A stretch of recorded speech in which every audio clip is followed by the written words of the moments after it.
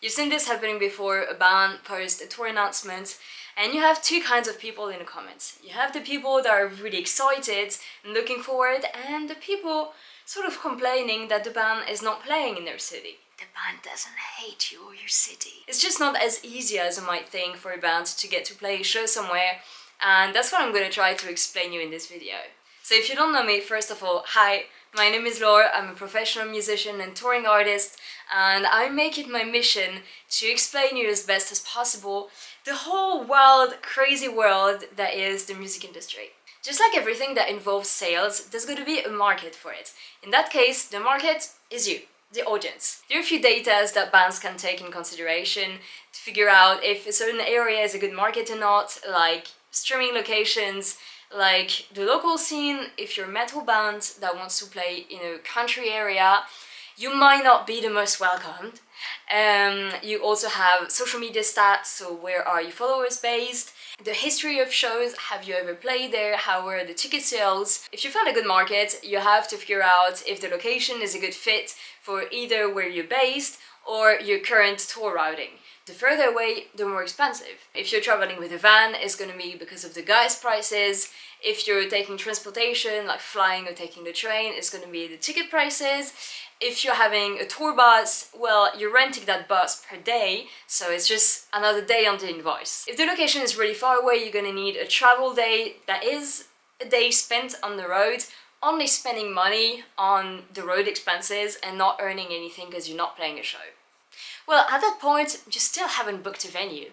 And that's where the promoter comes into play. The promoter organizes, sells an event, cares for the budget, is the intermediate person between you and the venue. They do the settlement at the end, so who earns what. And if they're not related to a venue, they care to find a venue. So the promoter is basically that person that if they tell you that you're not a good fit for that area, your chances of playing there are drastically reduced. Obviously, the promoter has to deal with venue availability, and that's based on the calendar for sure, but also on the venue hospitality capacity. If you're telling the venue that you're coming with a crew of 30 people, let's say, they can tell you, well, we cannot accommodate this many people, sorry. Or if you're saying, well, our live production includes a video wall, they can say, well, our stage cannot have a video wall, so either you can play a show without or you don't get to play here. So all these points so far were pretty, I would say, common knowledge, but you might have never heard of the last one, that is the radius clause. The radius clause is a clause in the contract between you and the venue that you're about to play that says something like you're not allowed to play 30 days before and 60 days after an area of 150 kilometers around the venue. The purpose of it is to guarantee some kind of attendance to the promoter and the venue, because obviously the more you play in an area, the less and less people are going to come because, well, at some point they're all seen you. So that's it for this video. I give you the main variables, but there are obviously so many more depending on the size of the band or where you're touring, but at least I hope that you learned something.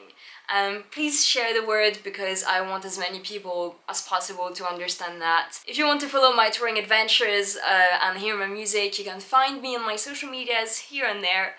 And I'm now gonna wish you a good morning, good day, good evening, wherever you are in the world, and I will see you in my next video. Bye!